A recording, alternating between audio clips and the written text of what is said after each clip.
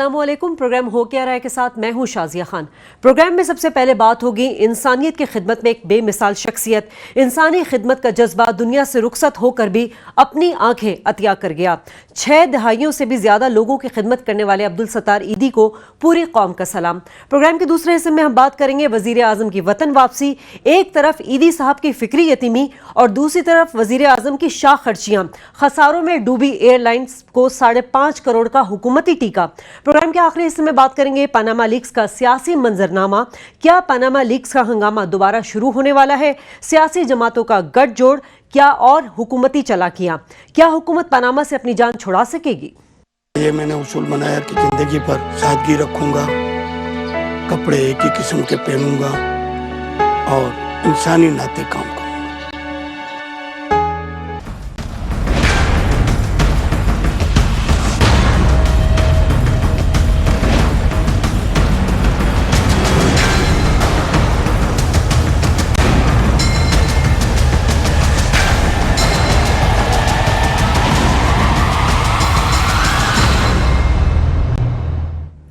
अब्दुल सत्तार ईदी, मोहसिन इंसानियत, इंसानी फलाह की एक अजीम दास्तान, कौम का एक आजिज़ हीरो जो शायद दौलत के हवाले से बहुत ही गरीब था, जिसके पास सिर्फ 2 जोड़े थे। लेकिन अगर देखा जाए इंसानियत के जज्बे के हवाले से, इंसानियत की फलाह के हवाले से, तो शायद उस जैसा अमीर शख्स इस दुनिया में कोई ना होगा। नाज़रीन, ईदी जो गरीबों, यतीमों, मिस्किनों के दिलों पर राज करते थे और जिन्हें किसी लक़ब, किसी खिताब, किसी तारीफ़, किसी एजाज़ की ज़रूरत नहीं थी, क्योंकि ये तमाम अच्छे अल्फाज और दुनियावी एजाज़ात उनके आगे हाथ बांधे खड़े होते थे, क्योंकि उनके अमल ऐसे होते थे। अफसोस के साथ कहना पड़ा है कि अब्दुल सत्तार ईदी इंसानियत के जज्बे से मामूर एक शख्स अब हम में नहीं रहा। पाकिस्तान एक बहुत ही बेलौस शख्स से महरूम हो चुका है। लेकिन नाज़रीन, सवाल यहाँ ये उठता है, क्या ये हमारी बदनसीबी नहीं है कि अब्दुल सत्तार ईदी जब जिंदा थे तो हमने उनकी कदर नहीं की उस तरह से जिस तरह हमें करना चाहिए था, और अब बात पसे मर्ग ईदी साहब की जो फिक्री यतीमी थी उससे हमने क्या सबक सीखा है?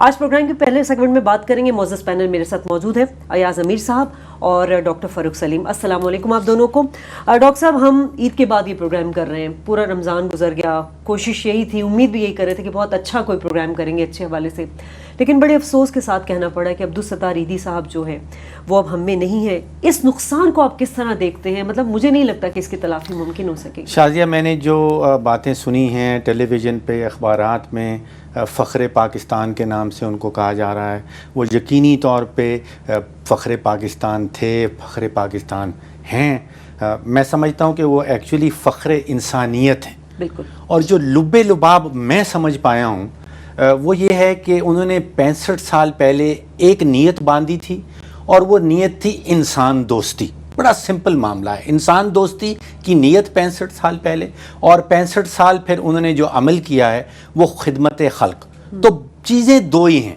खिदमत खल्क और उससे पहले नीयत बांधना इंसान दोस्ती की। और इंसान दोस्ती और खिदमत खल्क के जो सतून थे उनके ऊपर वो बन गए फ़ख्र इंसानियत।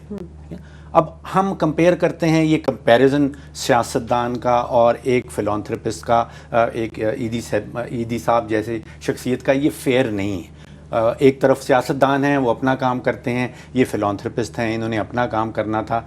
लेकिन जो नारा लगाते हैं वो अवाम दोस्ती का नारा लगाया जाता है सियासी प्लेटफॉर्म के ऊपर से, और वो अवाम की खिदमत का नारा लगाया जाता है। वो सिर्फ नारे के नारे रह जाते हैं।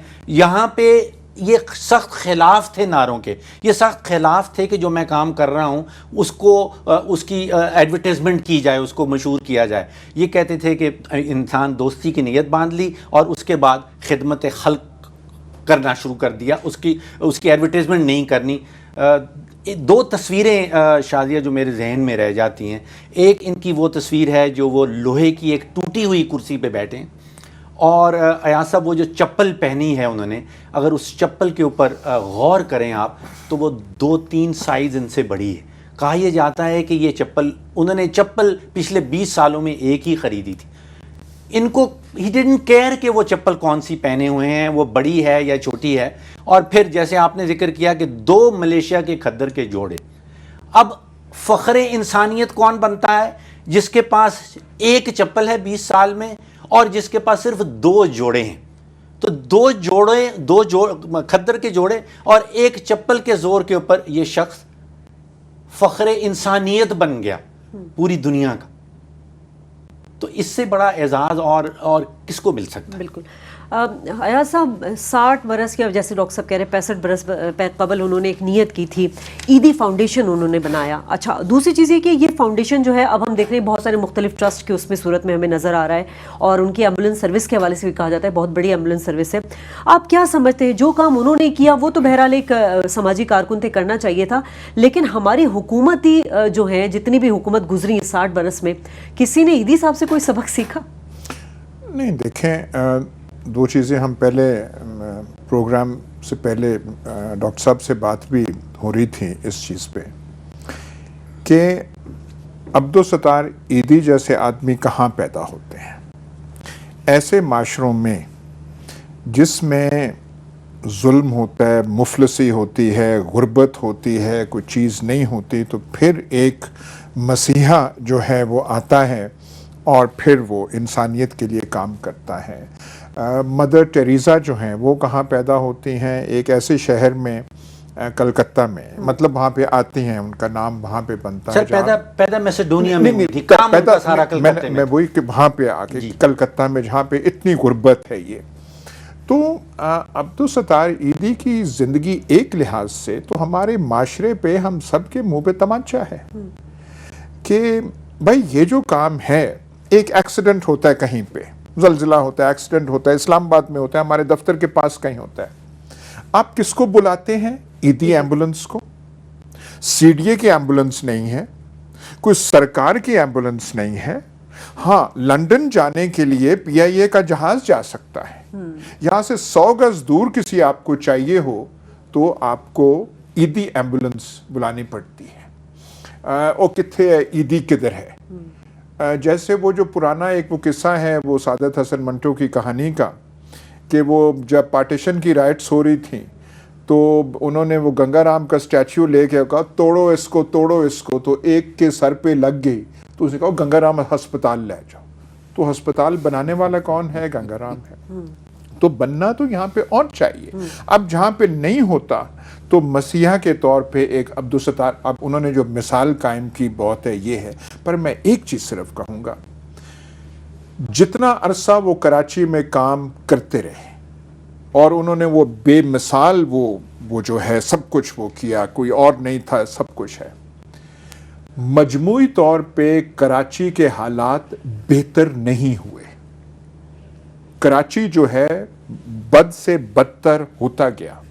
یہاں پہ عبدالستار عیدی بھی تھا، ان کی ایمبولنس بھی تھی، وہ سڑک پہ بیٹھ کے بھیک بھی مانگ رہے ہیں، لوگ عطیہ بھی دے رہے ہیں، لیکن اسی شہر میں اسی ساتھ لوگ قتل بھی کیے جا رہے ہیں، بوریوں میں لاشیں بھی بند کی جا رہی ہیں، بھتہ خوری بھی انڈسٹریل سکیل پہ ہو رہی ہے. تو میرا صرف کہنے کا مطلب ہے کہ یہ عبدالستار عیدی جیسے انسان جو ہیں، مسیحا جو ہیں، وہ معاشرے کے درد کا مداوا بن سکتے ہیں، معاشرے کو تبدیل نہیں کر سکتے. یہ ہمیں ذہن میں رکھنا چاہیے. وہ تبدیل ہونا کہ عبدالستار عیدی اور عیدی فاؤنڈیشن کی ضرورت نہ پڑے کہ وہاں پہ ایک آدمی جو ہے بیٹھ کے جو کام ریاست کو کرنا چاہیے وہ کر رہا ہے. وہ جب تک ہم تبدیلی کی بات نہیں کریں گے، دیکھیں ہم بیٹھ کے ہم اس معاشرے میں ڈاکٹر صاحب ہم خیرات دے دیتے ہیں، سب کو ہم عیدی جیسے آدمی کو دیتے ہیں. وہ خود کہتے تھے کہ میں پشاور جب کوئی جاتا تھا تو خواتین اپنا زیور جو ہے وہاں پھینک دیتے تھے. ایک قصہ یہ بھی سناتے ہیں کہ کوئٹہ جا رہے تھے تو ڈاکوؤں نے ان کو پکڑ لیا. انہوں نے جب ان کو پہچان لیا تو انہوں نے معافی مانگی اور پیسے دیے. سر انہوں نے وجہ بھی بتائی، انہوں نے کہا جب ہم پولیس مقابلے میں مارے جائیں گے تو ہماری لاشیں اٹھانے کون آئے گا. سر یہ آپ کی والی بات کو آگے بڑھاتے ہیں کہ امریکہ اتنا بڑا ملک ہے، وہاں عیدی صاحب پیدا نہیں ہوتے ہیں. جاپان میں عیدی صاحب نہیں ہیں، سویڈن میں، ناروے میں، کہیں بھی عیدی صاحب نہیں ہیں. وجہ یہ ہے کہ عیدی صاحب جتنے بھی کام کر رہے تھے یہ عیدی صاحب کے کرنے کے کام نہیں تھے، یہ ریاست کے کرنے کے کام تھے. وہ نہیں وہ کر رہے تو اسی لیے وہاں پہ آ کے آپ کسی شہر میں چلے جائیں جو ہے اب یہ ہوا ہے وہ جو پرویز الہی نے یہاں پنجاب میں کیا تھا کہ وہ جو سروس ہے وہ 1122 وہ بھی جو ہے جو کہ موجودہ حکمرانوں کو اچھی نہیں لگی کیونکہ نام ان کا پرویز الہی، ٹھیک، وہ اور ایدی فاؤنڈیشن کی گاڑی، ایئر ایمبولینس بھی تھی ان کے پاس، ریاست نہیں سیکھ سکی کہ وہ ایئر ایمبولینس بنائے. وزیر اعظم صاحب کے لیے جہاز جاتا ہے ایئر ایمبولینس بن کے. ایدی صاحب وہ جو ان کی لینڈ ایمبولینسز تھی ان کے علاوہ انہوں نے ایئر ایمبولینس. لیکن جب وہ شخص مر جاتا ہے تو پھر فوجی اعزاز کے ساتھ ان کو دفنایا جا رہا ہے، سارے لوگ وہاں پہ جا رہے ہیں، سلوٹیں مار رہے ہیں. آپ ہی کی بات کو کنٹینیو کروں گی کہ جب انسانی کی خدمت میں معمور فرشتہ چلا گیا ہے تو بدنصیبی ہماری ہے کہ ہمارے جو صاحبان اختیار لوگ ہیں ان کو ان کی عظمت کا خیال آئے. بہرحال ایدی صاحب کو ہم خراج تحسین پیش کر سکتے ہیں.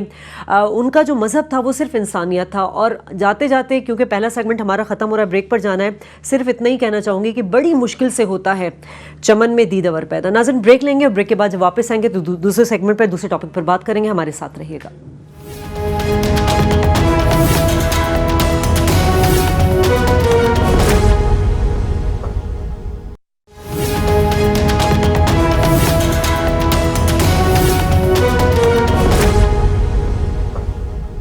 پروگرام میں آپ کو ایک بار پھر خوش آمدید کہتے ہیں. ناظرین، اس ملک میں اس دھرتی پر ایک طرف ہم دیکھتے ہیں کہ ایدی صاحب جیسی فکری یتیمی والے لوگ بستے ہیں، دوسری طرف اسی ملک اسی دھرتی کے جو حکمران ہیں ان کی شاہانہ سواریوں پر جو ہے وہ کروڑوں روپے خرچ کیے جاتے ہیں اور جس کا سارا بوجھ جو ہے وہ قومی خزانے پر لادا جاتا ہے. ناظرین، میں بات کریں کہ وزیر اعظم صاحب جو ہے وطن واپس آ چکے ہیں. لندن میں آپ کو یاد ہوگا کہ وہ اپنے علاج کے غرض سے وہاں پر موجود تھے. گو کہ لندن علاج میں ان کا سارا خرچہ ان کے بیٹوں نے افورڈ کیا، لیکن واپس آنے کے لیے انہوں نے پی آئی اے کا سہارا لیا اور کہا یہ جا رہا ہے کہ 30 کروڑ سے زائد جو ہے خرچہ وہ اس مطلب ان کی شاہانہ سواری پر ہوا ہے. ڈاکٹر صاحب، آپ سے سوال کرنا چاہوں گی کہ یہ جو جھٹکا لگاتے ہیں ہمارے حکمران بار بار، ان کو شوق ہے کیا ان کے ساتھ مسئلے میں؟ شاہ میں جب ایدی صاحب کی شان میں یا ایدی صاحب کی یاد میں الفاظ اکٹھے کرنے کی کوشش کر رہا تھا تو ہو نہیں پا رہے تھے، تو علامہ اقبال صاحب کی کچھ مدد مل گئی.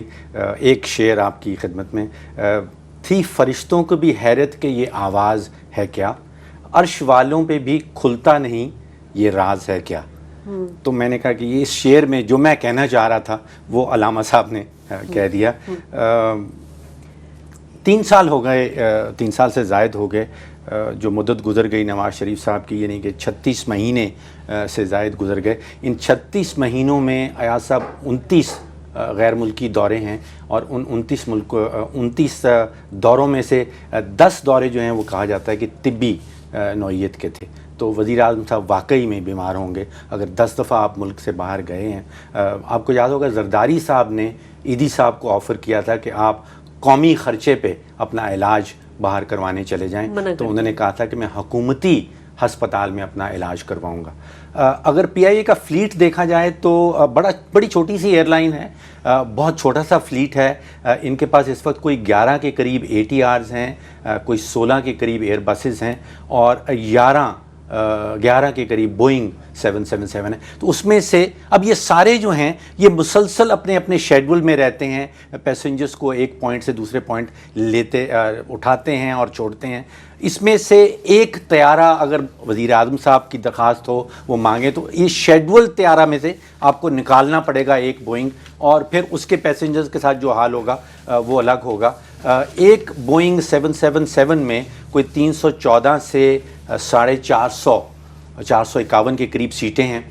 اس کو اگر آپ نے وی آئی پی کنفیگریشن کرنی ہو تو پھر سیٹیں نکال کے اس کا سارا کام کیا جاتا ہے. اس کا ہر گھنٹے کا خرچہ $27,000 ہے.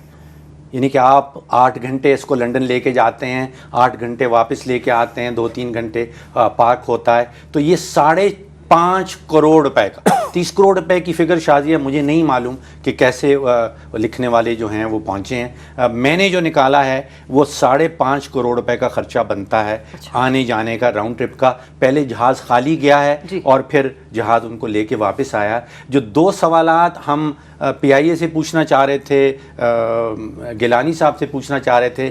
ایک تو یہ تھا کہ بجٹ 2016-17 جب اناؤنس کیا گیا تھا تو اس میں وزیر اعظم کے فورن دوروں کے حوالے سے ایک رقم جو ہے وہ ایلوکیٹ کی گئی تھی، وہ 47 لاکھ روپیز، 47 لاکھ روپیہ فی دن پرائم منسٹر صاحب کے فورن دوروں کے لیے بجٹ کے اندر آلریڈی مختص کیا گیا تھا۔ اب فروری میں حکومت نے اعلان کیا تھا کہ پی آئی اے جو ہے وہ پبلک کمپنی بن گئی ہے، تو کیا ایک پبلک کمپنی کو وزیر اعظم صاحب یہ کہہ سکتے ہیں کہ آپ اپنا ایک طیارہ ریگولر شیڈول سے نکال کے ہمیں دے دیں اور ہمیں 20 گھنٹے کی ضرورت ہے، ہم نے اس کو استعمال کرنا ہے؟ ہمیں گیلانی صاحب نے آف دا ریکارڈ بتائی ہیں چیزیں، وہ مناسب نہیں ہیں کہ ہم کہہ سکیں، کیونکہ انہوں نے خاص طور پہ کہا کہ آف دا ریکارڈ رکھیں، لیکن جو بیلنس شیٹ میں نے دیکھی ہے اس میں یہاں صاحب 55,620 شیئر ہولڈرز ہیں، کیونکہ یہ پبلک کمپنی ہے، اس کے شیئر ہولڈر آپ بھی بن سکتے ہیں، اسٹاک ایکسچینج میں اس کی جو شیئرز ہیں وہ آپ خرید سکتے ہیں۔ بتایا یہ جاتا ہے کہ فورن آفس نے درخواست کی تھی پی آئی اے سے کہ آپ اپنا ایک جہاز شیڈول سے نکال کے وزیر اعظم کے لیے مختص کر دیں۔ یہ اس میں جو مالک ہے وہ 55,620 شیئر ہولڈرز ہیں، کیا ان سے پوچھا گیا تھا یہ نقصان کس کے سمت جائے گا، کس کے اوپر برڈن کرے گا؟ پچھلے 9 مہینوں میں پی آئی اے نے اعلان کیا ہے کہ انہوں نے 20 ارب روپے کا نقصان کیا ہے، یعنی کہ روزانہ کا وہ تقریباً 7.5 کروڑ روپے کا پی آئی اے خود سے نقصان کر رہی ہے۔ ڈاکٹر صاحب آپ پتہ نہیں کون سے ٹیبلز میں آپ چلے گئے ہیں، یہ تو آپ نے بہت لمبا ہی آپ نے وہ کر دیا ہے۔ 7.5 کروڑ کا نقصان ہے، 5.5 کروڑ کا نقصان اس کے وہ اوپر بات ڈالا نہیں جا رہا ہے۔ کوئی بات یہ ہے کہ کوئی شرم حیا بھی کوئی چیز ہوتی ہے یا نہیں ہوتی۔ اسی دن، اور اتفاق آپ دیکھیں شازیہ، اسی دن عبدالستار عیدی کو آپ زمین میں ڈال رہے ہیں، اور اسی دن آپ یہ شاہانہ انداز سے آپ آ رہے ہیں۔ یہ کسی کی پبلک لمیٹڈ یہ چھوڑ کے یہ کسی کی ذاتی جاگیر ہے۔ یہ کون سا نظام ہے جس میں آپ ایسا کر سکتے ہیں؟ سعودی عرب میں وہاں جو ہے وہ ایسے چلاتے ہیں جہاز جیسے ٹیکسیاں چلاتے ہیں، شاہی خاندان کے پاس پتہ نہیں کتنے ہیں۔ بھائی آپ یہ کوئی سعودی عرب ہے، کوئی سعودی، آپ کے پاس کوئی تیل کے ذخائر ہیں، آپ وہ جو وہاں پہ نظام ہے وہ آپ کا ہے، وہاں ان کے 10,000 شہزادے ہیں، کوئی آپ کے بھی کوئی 10,000 شہزادے ہیں یہاں پہ، مطلب یہ کون سی چیز ہو رہی ہے اس میں؟ اچھا سر، یہ نواز شریف صاحب پہلے وزیر اعظم تو نہیں ہیں جو یہ کام کر رہے ہیں، سب میں کہہ رہا ہوں کہ چاہے ہر وزیر اعظم آ کے یہی کام کرتا ہے، اس میں یہ جو ہے ان کے لیے کوئی چھوٹ ہو جاتی ہے اگر باقی ایسے کرتے رہے ہیں۔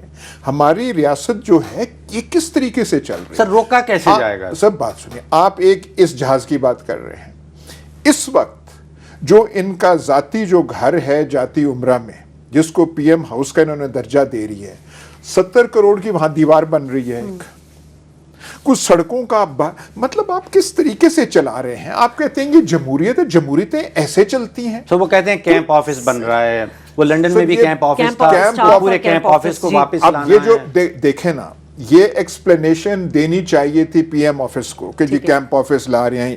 آپ ایک تو جہاز لے رہے ہیں پی آئی اے سے، پھر ان کو کہہ رہے ہیں کہ آپ اس کا جواز بھی دیں، تو یہ پی آئی اے نے جواز دیا کہ جی وہاں پہ کیمپ آفس تھا تو آرڈنری فلائٹ پہ مطلب کون سا مذاق ہے ڈاکٹر صاحب جو اس ملک کے ساتھ ہو رہا ہے؟ اچھا، میں اپنے ناظرین کو بھی ایک چیز کلیئرفائی کرنا چاہوں گی کہ یہ جو باتیں ہم یہاں ڈسکشن کر رہے ہیں، ہم نے کوشش کی تھی، چونکہ ڈاکٹر فاروق سلیم نے یہ بات آپ کو بتائی ہے کہ آف دا ریکارڈ جو ہے وہ گیلانی صاحب سے، دانیال گیلانی جو کہ اسپوک پرسن ہے پی آئی اے کے، ان سے ہم نے بات کرنے کی کوشش کی، جو خط کے حوالے سے بات تھی اور جو پیمنٹ کے حوالے سے بات تھی، تاکہ ایک واضح موقف ان کے سامنے آ جائے، لیکن انہوں نے کہا کہ آپ فورن آفس سے بات کریں، لیکن فورن آفس جو ہے وہ اس حوالے سے کوئی بھی جواب دینے سے قاصر ہے۔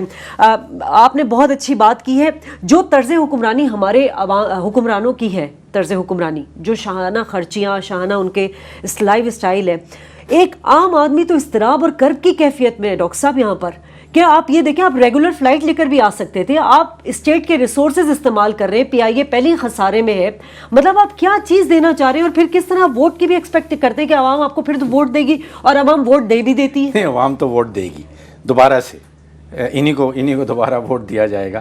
دیکھیے وی وی آئی پی کی جو فلائٹ ہے، اس کے کئی اس میں مراحل آتے ہیں۔ ایک ریگولر شیڈول جہاز جو نیو یارک جا رہا ہے، اس کو آپ نکال لیتے ہیں، اور آپ نے پہلے تو اس کو انجینئرنگ میں بھیجا جاتا ہے، اس کی سیٹیں ساری ریکنفگر کی جاتی ہیں، اس کے بعد لنڈن کا راؤنڈ ٹرپ 16-17 گھنٹے کا لگتا ہے، 314 سے 441 سیٹیں ہیں، ان میں مسافرین جو ہیں ان کو پھر اس دوران ہوٹل میں ٹھہرایا جائے گا، یا ان کو اگر بہت ضروری ہو تو کسی متبادل ایئر لائن کا ٹکٹ دیا جائے گا۔ یہ مسافر ہیں نا، 350 400 مسافرین جو اس جہاز میں نیو یارک جانے تھے وہ 16 گھنٹے ڈیلے ہو گئے ہیں۔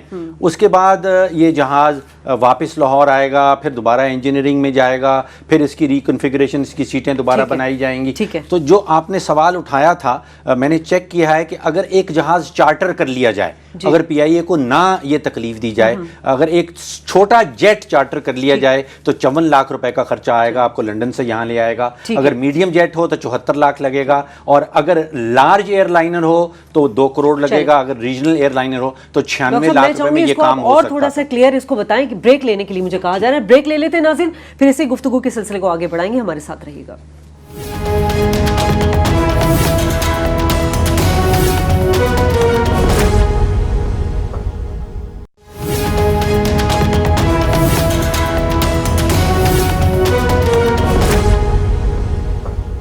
پروگرام میں ایک بار پھر خوش آمدید ناظرین۔ ہم بات کریں وزیر اعظم کی وطن واپسی کے حوالے سے کہ ہم نے دیکھا ہے کہ قومی ادارے کو جو کروڑوں روپے کا جھٹکا لگا سو لگا، لیکن ساتھ ساتھ جو انٹرنیشنل فلائٹس تھی وہ بھی متاثر ہوئی۔ اور ڈاکٹر صاحب، لندن کا ایک طرفہ کا جو پرواز ہے، یعنی کہ اگر وہ خالی جہاز جو ہے لندن گیا تو تقریباً 50 ٹن ایندھن جو اس میں استعمال بھی ہوا ہے، خالی گیا ہے اور پھر ان کی پورے کیمپ آفس کو واپس لے کے آیا ہے۔ شادیہ، یہ فلائٹ بتایا جاتا ہے کہ ٹورانٹو سے آ رہی تھی۔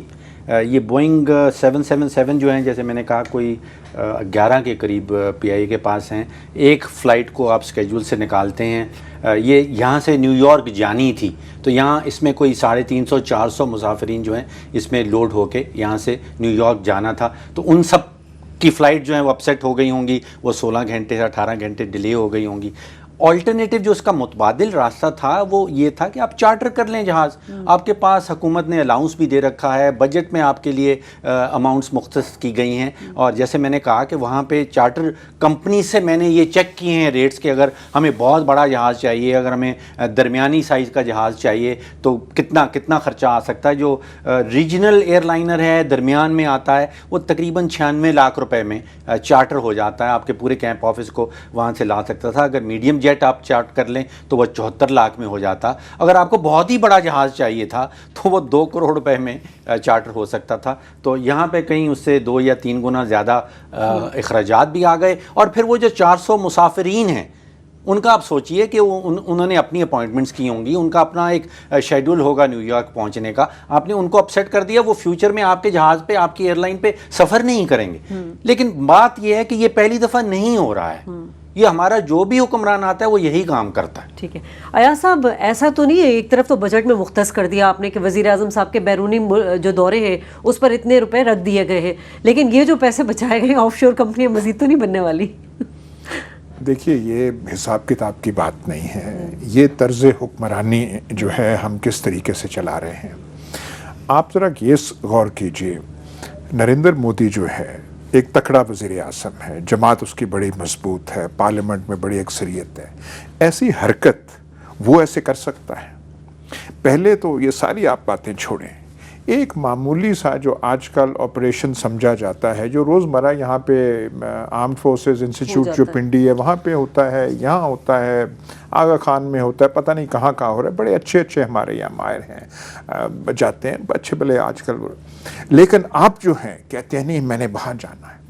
جب آپ ایسے کہتے ہیں کہ ایک مائنر آپریشن کے لیے، جس کے بارے میں بھی آپ کا ہے پتہ نہیں کیا پروپیگنڈا ہو رہا ہے کہ 4 شریانیں کھل گئی ہیں اور کیا ہو رہا ہے، اور پورا ایک طوفان آپ نے وہ کیا ہوا ہے کہ پتہ نہیں کیا ہو گیا ہے، اس سے آپ پیغام کیا دے رہے ہیں؟ کہ آپ کو اپنے ملک پہ بھروسہ نہیں ہے، آپ کو اپنے ہسپتالوں پہ بھروسہ نہیں ہے، آپ اپنے ڈاکٹرز جو ہیں ان پہ اعتماد نہیں کرتے، آپ کے لیے وہاں پہ علاج چاہیے۔ یہ کوئی اور ملک جو ہے جو اپنے آپ کو جمہوریت کہتا ہے، جو اپنے آپ کو ایک سوشلسٹ ریپبلک کہتا ہے، ایسی چیزیں، یہ چیز نہیں ہے، یہ حرکتیں ہیں، آپ ایسے کر سکتے ہیں۔ اور پھر یہ کر کے پھر آپ پوری قوم کہ احساسات پہ نمک پاشی کر رہے ہیں. ایک وہ جہاز جا رہا ہے, ایک وہ خالی جہاز جا رہا ہے, اس کی پتہ نہیں سیٹوں کو آپ کیا کر رہے ہیں, پھر آپ اوپر سے جواز در جواز اس کو دے رہے ہیں.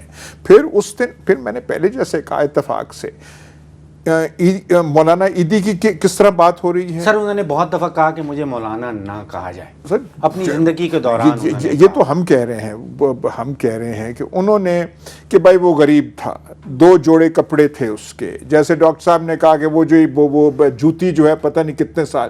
ایک طرف آپ وہ کہہ رہے ہیں اور آپ مصنوعی لیپا پوچھی کر رہے ہیں کہ ہاں ان کی تصویر جو ہے وہ پوسٹیج سٹیمپ پہ آ جائے گی, ڈاک کے ٹکٹوں پہ آ جائے گی, ان کو نشانے پتہ نہیں کون سا وہ دے دیا جائے گا, ان کو توپوں کی سلامی دی جائے گی. لیکن آپ کی کوئی حرکات میں تبدیلی آئی ہے؟ نہیں. آپ نے آنا ہے تو جہاز میں آنا ہے. بھائی آپ کے پاس ایک تو ہے آپ کو وہاں علاج کے لیے, یہاں آپ ڈاکٹروں کے پاس آپ چلے جاتے نہیں, وہاں سے آپ کراتے ہیں. آپ کا اپنا جہاز ہے. اس کے بارے میں جو یہ گھڑ رہے ہیں باتیں کہ ڈاکٹروں نے کہا تھا کہ جو چھوٹے جہاز ہوتے ہیں اس میں ایئر پریشر جو ہوتا ہے وہ اتنا زیادہ ہوتا ہے کہ جن کا دل کا آپریشن ہے ان کے لیے بڑا نقصان. یہ میں نے نہیں سنا سر. یہ بالکل ہے, یہ آیا ہوا ہے, اس لیے وہ چھوٹے جہاز میں سفر کر نہیں سکتے. پھر جواز تو پکا ہے سر. تو ڈاکٹروں کی اس پہ کہنے پہ کہ جہاں پہ ایئر پریشر زیادہ نہ ہو, اس لیے وہ وائڈ باڈیڈ جہاز جو ہے, جو چوڑا جہاز جو ہے وہ, کیونکہ ڈاکٹروں نے مطلب خدا کے واسطے تھوڑا اور بڑھا لیتے ہیں اپنے وزٹ کو. مطلب 50 دن میں بھی انہوں نے ریاستی معاملات پورا اسٹاف وہاں بلا لیا, کیمپ آفس بنا لیا, وہیں سے سارے معاملات چل. تھوڑا اور رک جاتے. میں نے آپ کو وہ جاتی عمرہ کی دیوار جو ہے بم پروف بن رہی ہے, میں ایک آپ کو ماضی کے حوالے سے کہتا ہوں. 70 کلفٹن جو ذوالفقار علی بھٹو کی رہائش تھی اور ان کی فیملی, ان کے جو بچے ہیں ان کی رہائش ہے, وہ بھی کیمپ آفس ڈکلیئر ہوا تھا جب وہ وزیر اعظم تھے. اور اس وقت سرکار کے خرچے پہ وہاں پہ سینٹرل ایئر کنڈیشننگ کا نظام 70 کلفٹن میں لگا دیا گیا, اور وزیر اعظم تھے اور مضبوط اور تکڑے جابر وزیر اعظم تھے. انہوں نے سرکار کو خط لکھا کہ قواعد کے مطابق یہ مجھے انٹائٹلڈ ہوں, مطلب میں اس کا استحقاق رکھتا ہوں, لیکن میں چاہتا ہوں کہ میں, کیونکہ میرا ذاتی گھر ہے تو میں اس سے پیسے اپنے خود ادا کروں. تو وہ کوئی 9 لاکھ میں لگا تھا. انہوں نے اپنی جیب سے پھر وہ پیسے دیے تھے تاکہ وہ ان کے گھر میں وہ چیز رہ سکے. ضیاء الحق کے وائٹ پیپر میں جو ان کے بارے میں لکھا ہوا تھا یہ چیز وہاں پہ آ. اچھا سر, ہمارے لیڈران جو عیدی صاحب جیسی شخصیت کا نماز جنازہ ادا کرنے گئے, وہاں پہ تو تصویر ان کو نظر نہیں آتی کہ وہ عیدی صاحب کہہ رہے ہیں کہ جہاں جہاں آپ لوگ فیل ہو گئے, جہاں جہاں ریاست فیل ہو گئی, جہاں جہاں آپ کام نہیں کر سکے, وہ کام میں نے کیا. ان لوگوں کو یہ سبق واپس نہیں آتا, یہ نظر نہیں آ رہا تھا کہ جس شخص کا نماز جنازہ ادا کرنے جا رہے ہیں وہ آپ کو واپس نہیں کہہ رہا. دیکھیں بات سنیں, ایک اسی دن, اب یہ قدرت کی طرف سے اتفاق ہے, یہ کسی نے اتفاق بنایا نہیں کہ وہ اس دن دفنائے جا رہے ہیں, اور آپ صرف ایک جہاز پہ آ نہیں رہے, بلکہ جو تماشا پورا ہے وہ اس سے بہت بڑھ کے ہے. کوئی پتہ نہیں کتنے سینکڑوں ملازمین یہ جو ہیں پولیس والے لاہور ایئرپورٹ کا دفاع کر رہے ہیں. سینکڑوں ملازمین ایئرپورٹ سے لے کے جاتی عمرہ تک لائن کر رہے ہیں.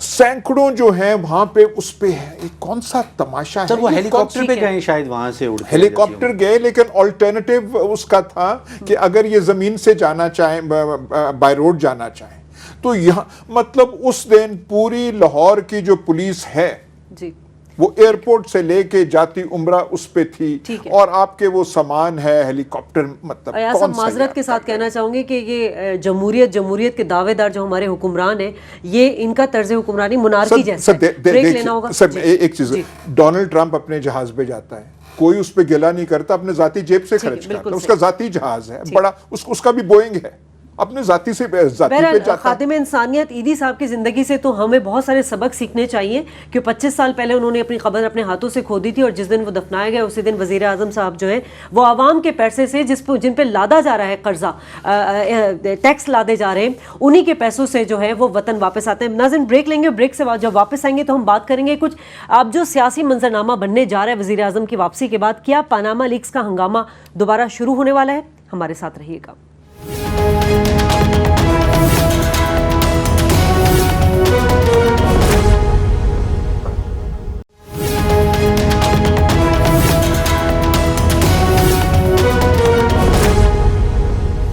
वेलकम बैक नाज़रीन। और जैसा कि वज़ीर आज़म की रोबे सेहत और फिर वतन वापसी के बाद जो है अब वो एक नई जो है हमें सियासी सूरत हाल बनती नज़र आ रही है, क्योंकि पनामा लीक्स को लेकर और TORs पर जो डेडलॉक है उसको लेकर हम देख रहे हैं कि अपोजिशन काफ़ी मुतहरिक हो गई है। इस वक्त हमारे साथ टेलीफोन लाइन पर मौजूद है, आप सेनेट में लीडर ऑफ द अपोजिशन है, पाकिस्तान पीपल्स पार्टी के सीनियर रहनुमा भी हैं, एतजाज़ अहसन साहब। बहुत शुक्रिया आपका। एतजाज़ साहब से डॉक्टर साहब मैं पहले बात कर लेती हूँ क्योंकि हमारे साथ टेलीफोन लाइन पर ही। एतजाज़ साहब, रमज़ान पूरा गुजर गया, कुछ एक्टिविटीज़ हमें नज़र आ रही थी, लेकिन TORs पर डेडलॉक हमें वही नजर आया। अब हम देख रहे हैं कि सियासी जमातें जो है वो काफी मुतहरिक हो गई हैं। आपसे राब्ते भी हुए, खास तौर पे खुशी शाह के हवाले से बात करना चाहूंगी। शाह साहब से तो मेरा राब्ता रहता ही है, खुशी शाह साहब से, वो तो कोई नई बात नहीं है। राब्ते अपोजिशन की जमातों में जरा थोड़े से असर नौ शुरू हुए हैं, क्योंकि TORs पे तो हुकूमत भाग ही गई है। हुकूमत नहीं चाहती कि कोई ऐसा TOR बने जिसमें वजीर आजम या उनके ख़ानदान की का सही मानों में फोरेंसिक एतबार से, लिहाज से और हवाले से उनका कोई एहतसाब हो सके। और वो ऐसे ज़ाब्ते चाहते हैं जिन ज़ाब्तों के तहत वजीर आजम की बेगुनाही साबित होना लाजिम हो, खा वो बेगुनाह हो या ना हो, कतई नजर इसके कि उन्होंने कोई जुर्म किया है या नहीं किया, लेकिन जमानत ज़ाब्तों में बेगुनाही की हो। सर ये बताइए कि ऑपोजिशन का लाए अमल कुछ शेयर कर सकते हैं हमारे साथ? एहतसाब अदालतों में होना है, नैब में होगा या सड़कों पे होगा? डॉक्टर साहब, इस पे तो अब मशावरत होगी। रमज़ान गुजर गया है, अब इन्हीं बातों पे, इन्हीं मामलात पे अपोजिशन की जमातों में मशावरत होगी। कुछ का ख्याल है कि एकदम तहरीक में जाया जाए, कुछ का ख्याल है कि अदालतों को पहले आजमाया जाए, कुछ का ख्याल है कि वजीर आजम का नाम ही नहीं आना चाहिए। और वो तो मतलब है, और गवर्नमेंट कोशिश कर रही है अपोजिशन के दरमियान आपस में दरारें डालने की, वो उसमें कामयाब नहीं होंगे। और जो जमातें इस बात पे डटी रहेंगी कि वजीर आजम का एहतसाब होना और मुनासिब TORs और ज़ाब्तों के तहत होना लाजिम है, वही जमातें असल में अपोजिशन का किरदार अदा करेंगी और उन्हीं की अहमियत होगी। पर इस मामले में अब मशावरत होगी। आइंदा चंद दिनों में आप देखेंगे कि मुलाकातें और नशिस्तें होंगी अपोजिशन की जमातों की बामी तौर पे, और उनमें से ये आइंदा का लाया अमल निकलेगा। सर, पीपल्स पार्टी और PTI एक ही प्लेटफॉर्म पे होंगे फ्यूचर में या नहीं? गालिब इम्कान है, कभी इम्कान है इस बात का, पर अभी कुछ कहना कबल अज वक्त है, पर कभी इम्कान इस बात का है। सर, वो सिंध चैप्टर और पंजाब चैप्टर की कोई डिवीजन की बातें की जाती हैं पीपल्स पार्टी के अंदर? नहीं, कोई ऐसी डिवीजन नहीं, हरगिज कोई डिवीजन नहीं। इन्होंने कोशिश की है डिवीजन ऐसी डालने की जिस तरह जियाउल हक ने कालाबाग डैम को मुतनाज़ बना दिया था।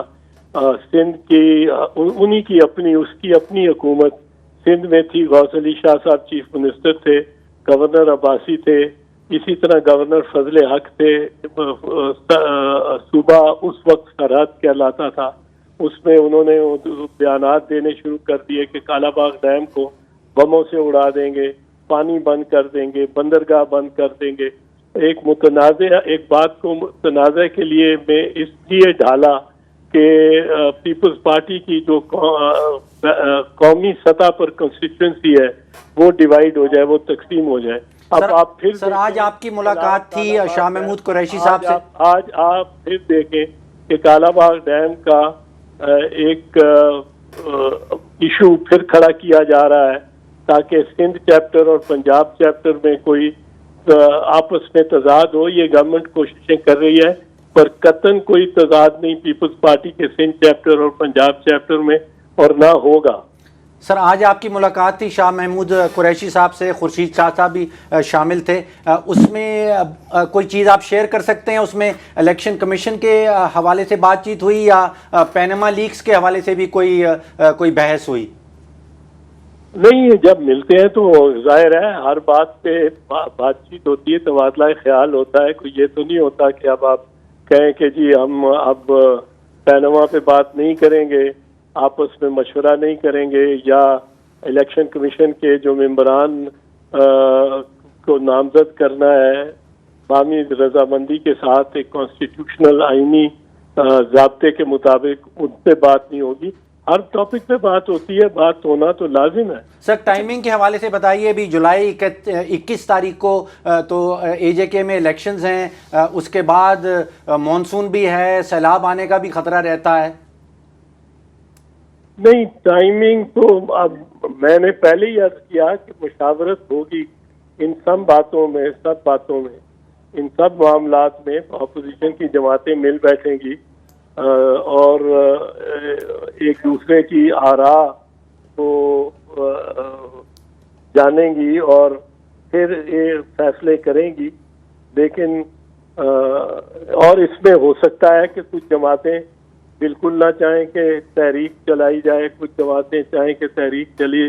لیکن میں سمجھتا ہوں کہ جو جماعتیں پینما لیکس کے معاملے میں اور وزیر اعظم کے احتساب کے بارے میں اور پینما میں جو لوگوں کی، عوام کی، پاکستان کی رقوم پڑی ہیں، جن تجوریوں میں، ان تجوریوں کے کھولے جانے کے بارے کی بابت جو پارٹیاں سخت سٹینڈ لے کے کھڑی رہیں گی، وہی اپوزیشن کا کردار ادا کریں. سر بلاول بھٹو صاحب تو سخت سٹینڈ لے رہے ہیں جیسے آپ نے کہا، لیکن زرداری صاحب بڑے خاموش ہیں.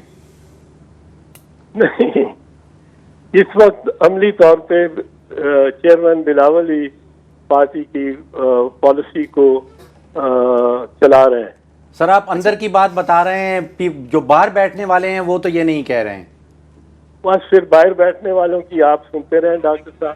اچھا اعتزاز صاحب، پاناما لیکس کو لے کے دنیا بھر میں ہم نے دیکھا کہ لوگ احتساب بھی ہوا اور معاملات جو ہیں وہ نمٹ بھی گئے، مگر پاکستان ایک واحد ملک ہے جس میں ہم دیکھ رہے ہیں کہ ڈیلے ٹیکٹس، حکومت کی تو مجبوری ہے، اس نے تو ڈیلے ٹیکٹس پہ چلنا ہی چلنا ہے. لیکن جو اپوزیشن جماعتیں، جس طرح 9 جماعتیں ایک پیج پر آئیں لیکن پھر ان میں جو ٹوٹ پھوٹ کا شکار نظر آئے، پورا رمضان گزر گیا، آپ لوگ ابھی تک جو ہیں وہ حکمت عملی اور اب دوبارہ جو ہے متحرک ہو رہے ہیں، تو آپ لوگوں کی طرف سے آپ کیا سمجھتے ہیں؟ کیونکہ آپ نے بڑا ایکٹیو رول ادا کیا تھا اور پاکستان پیپلز پارٹی کے حوالے سے صرف آپ ہی ہمیں سرکردہ نظر آ رہے تھے جو پیناما لیکس پر نواز شریف کو ٹف ٹائم دے رہے تھے.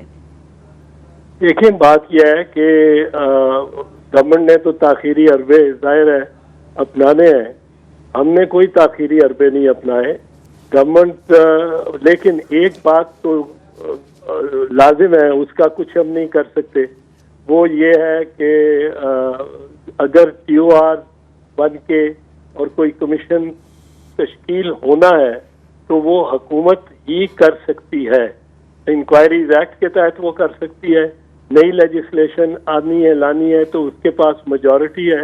اس کے بغیر تو ہم اپنے طور پہ آئین اور قانون کے مطابق کوئی ٹی او آر بنا کے نہیں سبمٹ کر سکتے. ہم تو گورنمنٹ پہ دباؤ ڈال سکتے ہیں. سر آپ نے جون کی 20 تاریخ کو کہا تھا کہ وہ ٹی او آر والا معاملہ تو اب ختم ہو گیا، ہم واپس نہیں جائیں گے. ہم دباؤ ڈال سکتے ہیں اور بدستور دباؤ ڈالتے رہیں گے، کیونکہ ہم سمجھتے ہیں کہ وزیر اعظم کو ظاہر ہے اگر وہ تحقیقات کے لیے ہمارے ٹی او آر سے راضی نہیں ہوتے، جو مناسب ٹی او آرز ہیں، تو اس سے ان کی بارے میں یہ واضح فیصلہ سیاسی اعتبار سے کیا جا سکے گا کہ انہوں نے بہت بڑا گھپلا اور چوری کی ہے، جس کو وہ چھپانے کے لیے کوششیں اور کاوشیں کر رہے ہیں. اپنے بچوں کے نام اپنا سرمایہ رکھا ہے اور بچوں کو اب آگے کر دیا ہے، کیونکہ وزیر اعظم نے خود فرمایا تھا اپنی پہلے خطاب میں قوم سے کہ جو شخص ناجائز دولت ملک سے باہر رکھتا ہے وہ اپنے نام پہ نہیں رکھتا، وہ ظاہر ہے اپنے بچوں کے نام پہ رکھتا ہے، اپنی بیگم کے نام پہ، اپنے والدین کے نام پہ. تو فیملی آف دی رسپونڈنٹ کو اسی لیے ہم بیچ میں لاتے ہیں کہ اگر حسین نواز کا نام آیا ہے تو اس کے والد اور ان کے جو اسینڈنٹس ڈسینڈنٹس ہیں ان کے نام بھی آنے چاہیے. سر ٹی او آر کمیٹی ابھی تک قائم و دائم ہے یا ختم ہو چکی؟ ہمارے لحاظ سے تو تقریباً عملی طور پہ ختم ہو چکی ہے، عملی تو اعتبار سے، ٹھیک ہے، لیکن قانونی اعتبار سے جب تک ہم رپورٹ نہیں دیتے دونوں ہاؤسز کو، اس کا ایک ٹھیک ہے. بہت بہت شکریہ اعتزاز احسن صاحب، آپ نے ہمیں وقت دیا. ناظرین اب دیکھتے ہیں کہ اپوزیشن جماعتیں جو ہیں وہ پاناما لیکس پر نئی حکمت عملی کے ساتھ کمر بستہ ہو چکی ہیں. آگے کے کیا عمل ہوگا سامنے آ جائے گا. ایاز امیر صاحب آپ کا بہت شکریہ. ڈاکٹر فاروق سلیم آپ کو بھی بہت شکریہ. شازیہ خان کو اس پروگرام سے اجازت دیجیے. اللہ نے کے بعد.